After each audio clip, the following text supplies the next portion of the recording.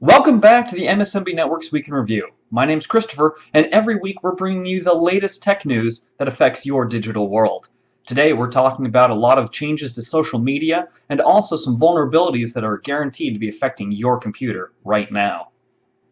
In a landmark case that deals both with social media and intellectual property rights, a court has decided that a photojournalist can sue the several international newspapers, such as the Washington Post, for using his pictures without permission. The reason this is such news is because in the wake of the 2010 Haitian earthquake, several journalists went down to Haiti to take a look at the devastation and to share with the world the kind of problems that the beleaguered country were suffering from.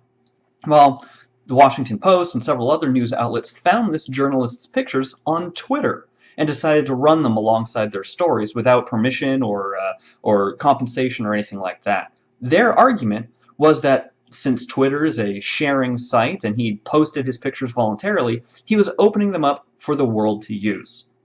Luckily, a judge shot down their defense, saying no, the terms of service explicitly don't say that, and they say that the copyright remains with the original photographer, regardless of how many people share or retweet the pictures. As such, his suit against the Washington Post and other international news organizations is moving forward, and we really hope that the little guy is going to win out on this one, because in today's world, we so often see the reverse, where the large corporations start off with the upper hand. Facebook announced recently a new product that should absolutely terrify you.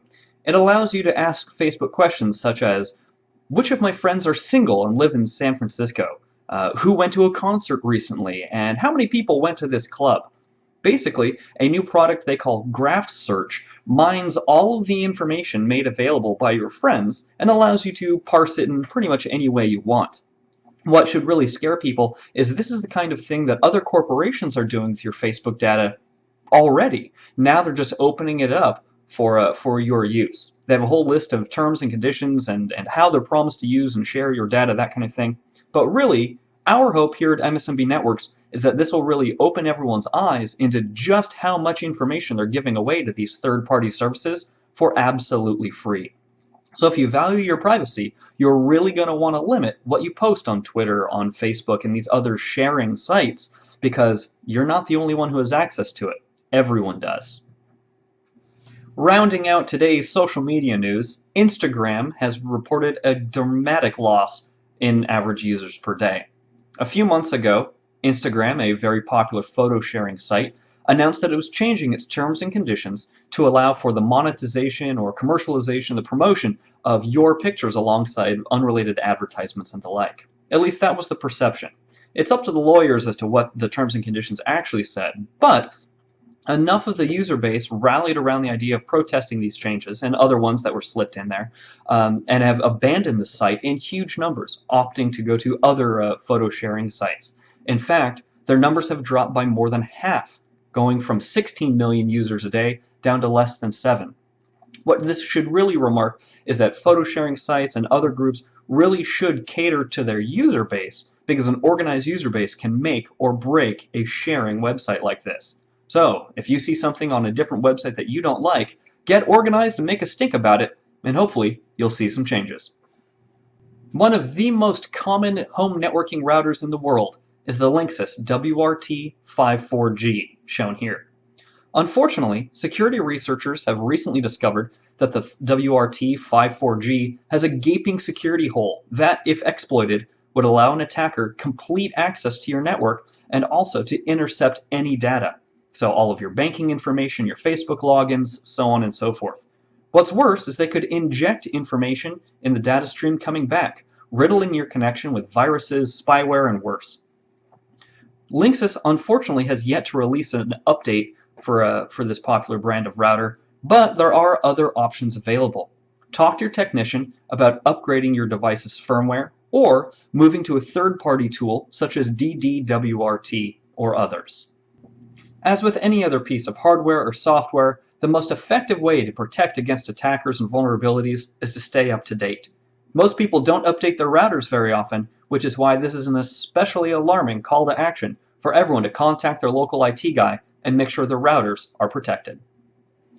The United States Department of Homeland Security and many online watchdog groups are recommending that people uninstall one of the most popular software packages in the world from their computers. That software is called Java, and it runs on Windows, Mac, and Linux machines, and is the basis for a great deal of software out in the world today. The reason it's so prevalent is it allows programmers to write one piece of code and have it work the same way across any computer. Well, this software is so popular, many people look at it and try to see if there are new vulnerabilities or ways they can attack it to get at people's computers, and they find them. New ones almost every day. Oracle, the company that releases Java, has been pushing out security updates with an alarming frequency, but still they're not able to keep up against the people who are finding all these security holes. It's gotten so bad these days that many security researchers are suggesting that for Java to be truly secure, Oracle would have to pull the product completely and rewrite it from the ground up, a process that could take at least 2 years. What they're recommending is for people who don't use Java to uninstall Java from their computer and see if you can still use it normally. If so, no problem, and you've just removed a huge security hole from your computer. If, however, there are programs that don't work, you need to work with your IT professional to make sure that you can still stay secure while still having access to the programs you need.